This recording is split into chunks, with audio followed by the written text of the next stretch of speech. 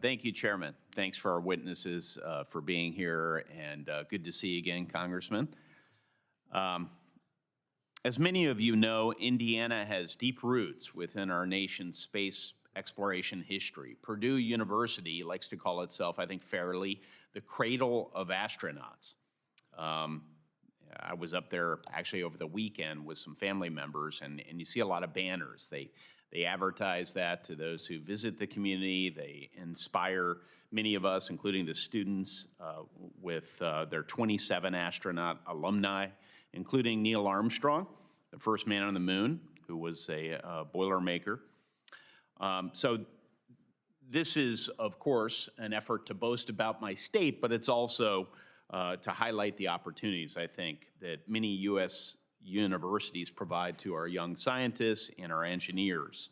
So as we look to reauthorize NASA, partially authorized through the CHIPS and Science Act, I'm proud to say, just a few years ago, I believe it's crucial to focus on implementing strategic investments in research to not only secure our STEM pipeline, but to maintain a competitive edge in scientific research and development, which will eventually lead to commercialization and deployment of new technologies to bolster our space exploration.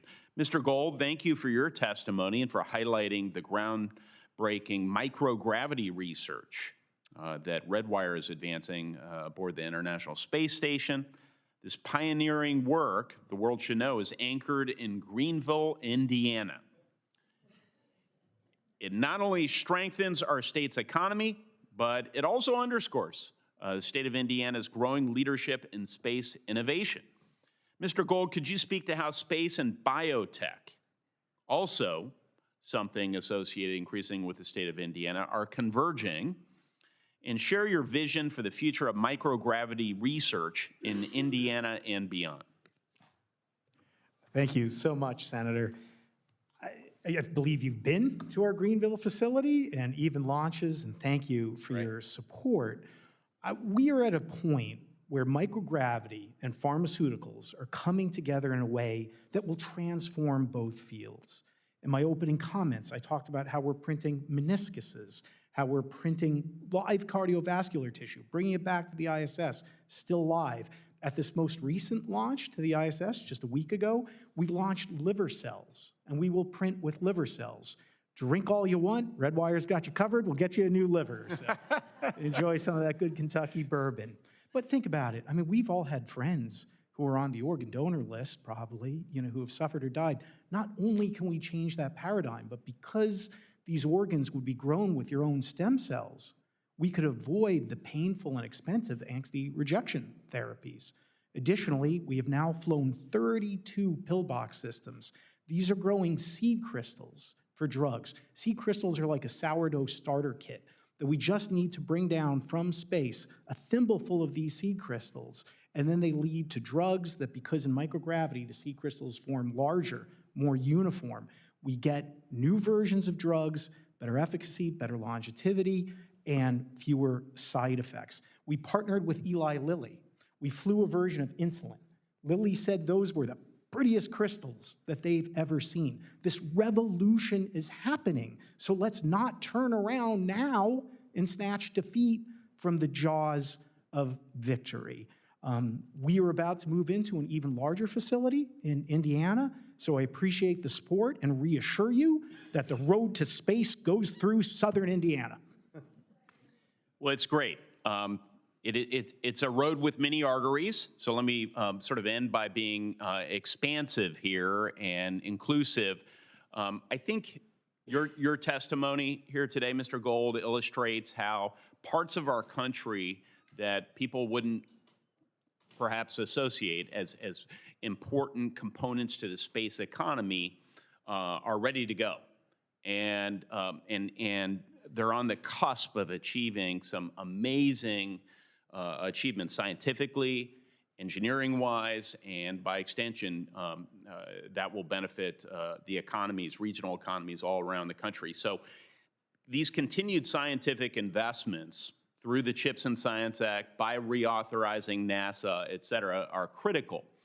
And I say that to a lot of my colleagues, but I also want the administration to know it's okay to have a pause on research funding, but unless they present an alternative plan to fund some of these research projects that collectively benefit all of us and are not internalized into individual companies, then we're really going to be missing the boat. I would also say, just to add here, and now I'm over my time, but we do that in the Senate.